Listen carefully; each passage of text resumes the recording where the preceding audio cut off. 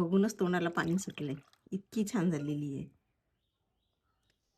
नमस्कार सर्वांना, माझ्या चॅनलमध्ये आपलं सर्वांचं खूप स्वागत आहे. चला दाखवते कशी बनवली मी सोलकढी. तर काय काय साहित्य लागते आपल्याला. तर त्यासाठी मी जरा मूठभर कोथिंबीर घेतलेली आहे. कलरसाठी आपण बीटरूट वापरणार आहोत. इथे एक मी हिरवी मिरची घेतलेली आहे, 3 लसणाच्या पाकळ्या आणि साधारण अर्धा इंच आलं लागेल आपल्याला. ही पारंपरिक पेय आहे जे आपल्याला उन्हाळ्यामध्ये छान थंडावा देते. त्या जोडीलाच मी काही टेस्टर घेतलेले आहेत. त्यामध्ये हे साधं मीठ आहे, साधारण अर्धा चमच मी गूळ घेतलेला आहे जरा गोडीसाठी, आणि हे काळं मीठ आहे. यांनी फार आपलं पेय रुचकर बनतं. आता आपल्याला एक नारळ लागेल. मस्त याचं आपण दूध काढून घेणार आहोत. आणि हे मार्केटमधून मी हे आमसुला आणलेले, हे गोड नाहीत, नुसतं साल आहे. चला तर आपण कृतीला सुरुवात करूया. आता यामध्ये मी साधारण 8 ते 10 15 असे आमसुलाचे वरचे हे टाकून घेते साल.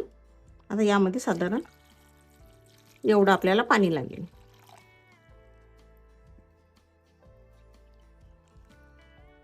आणि 15 ते 20 मिनिटं याला छान मुरत ठेवूया. आता हे आपण नारळ फोडून घेऊया. नारळ फोडून झालेले. आता याचे मी छोटे छोटे काप करून घेते, म्हणजे आपल्याला बारीक करण्याला सोपं जाईल. तर या पद्धतीने मी असे छोट्या मोठ्या आकाराचे नारळाचे काप करून घेतलेले आहे. आता ब्लेंडर जारमध्ये सर्वप्रथम आपण 2 ते 3 लसणाच्या पाकळ्या टाकू. अर्धा इंच मी आलं घेतलेलं आहे.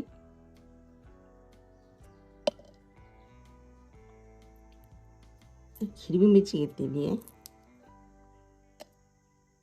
साधारण 4-5 फोडी मी या बीटच्या घेतलेल्या आहे. याने आपल्या सोलकढीला उत्तम कलर येतो. मूठभर कोथिंबीर, याने आपल्या सोलकढीला छान फ्लेवर येतो. आता थोडं थोडं करून जे नारळाचे काप आहे मी यामध्ये टाकून घेते, आणि आपल्याला याचं छान दूध काढून घ्यायचंय. थोडं टाकायचंय आणि थोडं पाणी टाकायचंय.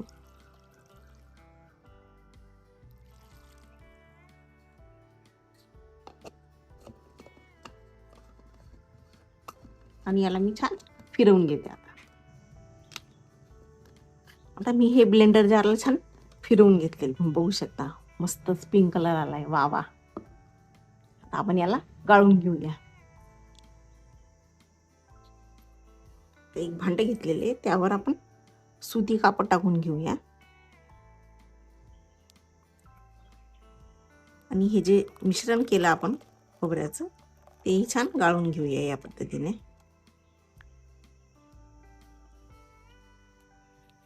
आता हे नारळाचं दूध आपण 3 ते 4 वेळा, म्हणजे ॲटलिस्ट 3 वेळा तरी काढून घेऊया या पद्धतीने, बघू शकता.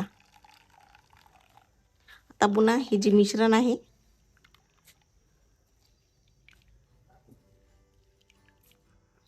बघा या पद्धतीने, हे जे मिश्रण आहे हे पुन्हा मी मिक्सरला फिरवून घेते. आता मी दुसऱ्या वेळा पण हे मिक्सरला फिरवून घेतलेलं आहे.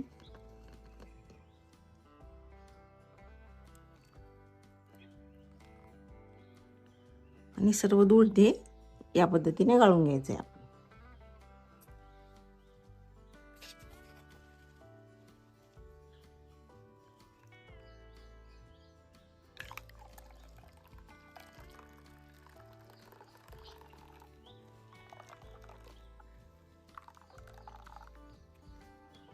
साधारण 2 ते 3 वेळा हे काढायचे, त्यापेक्षा जास्त नाही. बघा आपण छान नारळाचं दूध काढून घेतलेले, किती छान घट्ट आणि दाटसर दिसते.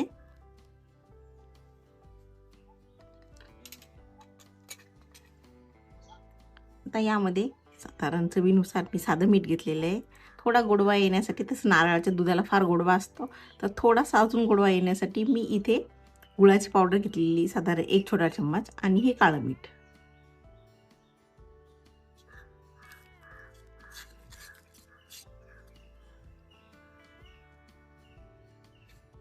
आता ही आमसूलही छान भिजलेली आहे, तुम्ही बघू शकता. यालाही मी आता गाळून घेते. आता मी कोकणाचं आगळही गाळून घेतलेलं आहे. तर या नारळाच्या दुधामध्ये हे ॲड करून घेऊया आणि जरा चांगलं मिक्स करून घेऊया.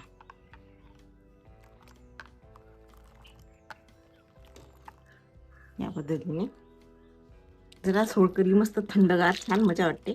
तर त्यामध्ये मी बर्फाचे 5-7 तुकडे घालून घेतले.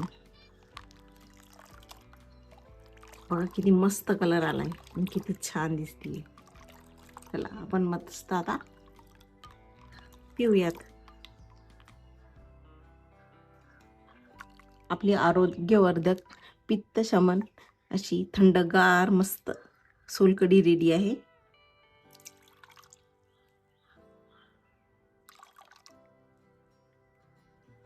बघूनच तोंडाला पाणी सुटलंय, इतकी छान झालेली आहे.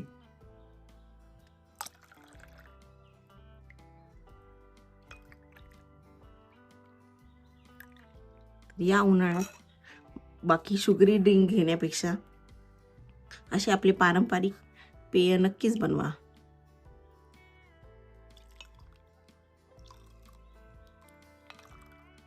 अजून मी एक बर्फाचा तुकडा घालून घेते, मस्त थंडागार.